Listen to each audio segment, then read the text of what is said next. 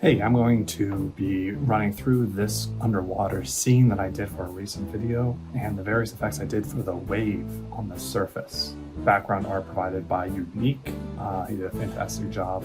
So starting off with this blank background, I added a solid to the top and threw a turbulent noise on there with a few small animations to the evolution and the offset to give it some movement. I added a small turbulent displace on top as well to give it a little bit more depth and randomness before finally using corner pins to bump the perspective up to make it look like it is at it from below.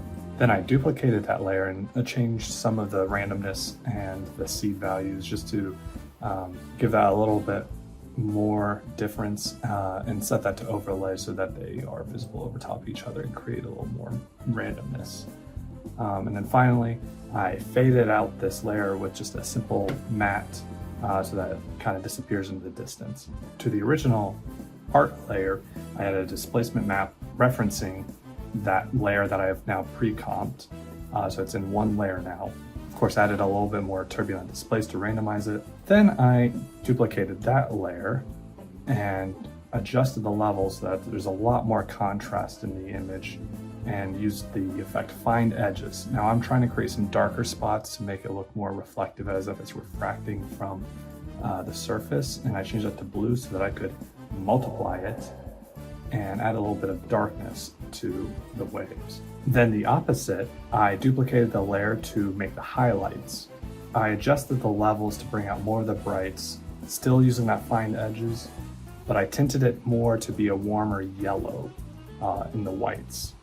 And then blurred that a little bit. So now it creates some highlights when I set the layer to add. Now I'm going back through and adding in some of the original art assets, and I'm fading them for some depth, and then I'm adding some more turbulent displays for the underwater movement bubbly noise look. Now let's add in some of the Siona creatures that are highlighted in this video to the pylon.